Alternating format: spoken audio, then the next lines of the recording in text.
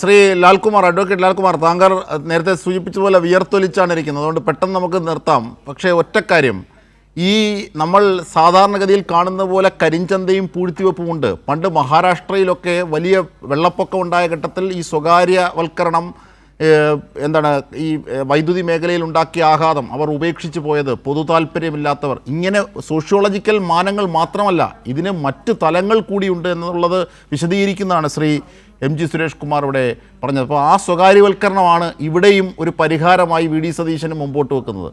എന്താണ് അവസാനമായി താങ്കൾക്ക്? അല്ല, വി ഡി സതീശൻ എന്തൊക്കെ പ്ലാനും പദ്ധതികളും ഉണ്ട് എന്നുള്ളത് നമുക്കിപ്പോൾ പറയാൻ കഴിയില്ല. കാരണം അത് കോൺഗ്രസ്സുകാർക്ക് പോലും UDFകാർക്ക് പോലും മനസ്സിലായിട്ടില്ലാത്തൊരു കാര്യമാണ്.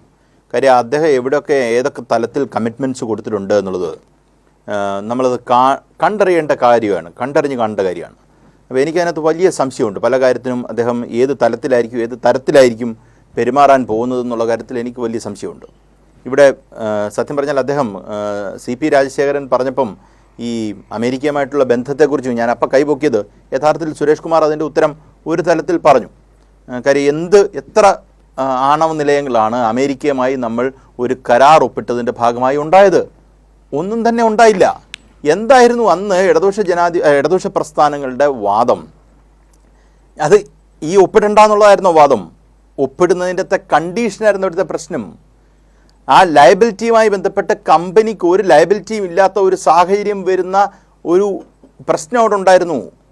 അബ്സല്യൂട്ട് ലയബിലിറ്റി, സ്ട്രിക്റ്റ് ലയബിലിറ്റി എന്ന് പറഞ്ഞ രണ്ട് കോൺസെപ്റ്റ് ഇന്ത്യൻ ജൂറിസ്പ്രുഡൻസിൽ വന്നിട്ടുള്ളൊരു കാര്യമാണ്.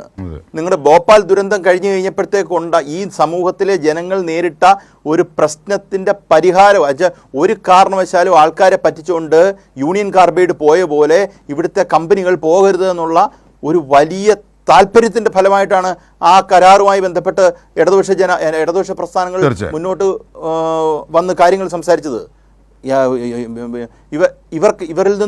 ഇവരിൽ നിന്ന് UPA സർക്കാരിൻ്റെ സപ്പോർട്ട് വിഡ്രോ ചെയ്തത്. ആ വിഡ്രോ ചെയ്തതിന് ഒരു ലാർജർ പൊളിറ്റിക്സ് ഉണ്ടായിരുന്നു. അവിടെയും പൊളിറ്റിക്സാണ്. ആ പൊളിറ്റിക്സ് ഇല്ലായ്മയില്ല, അത് എപ്പോഴും ഇവർക്ക് പൊളിറ്റിക്സ് ഉണ്ട്.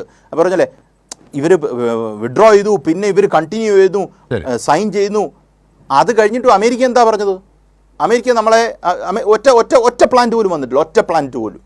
പിന്നെ റഷ്യ നമ്മളെ സഹായിച്ചുകൊണ്ടിരിക്കുന്ന കൂടംകുളവും അതുമായി ബന്ധപ്പെട്ട് അസോസിയേറ്റഡ് കാര്യങ്ങളും. അപ്പം ഞാൻ പറഞ്ഞു വരുന്നത്, ഞാൻ കൺക്ലൂഡ് ചെയ്യുകയാണ്, ഗവൺമെൻറ്റിനെ സംബന്ധിച്ചിടത്തോളം you try to solve it.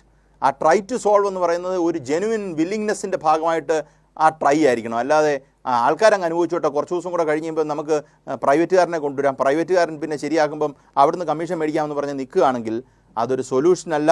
അത് കൂടുതലും ഈ സംസ്ഥാനത്തിൻ്റെ താല്പര്യങ്ങൾക്ക് എതിരായിരിക്കും, വിരുദ്ധമായിരിക്കും എന്ന് ഓർപ്പിച്ചുകൊണ്ട് ഞാൻ നിർത്തി.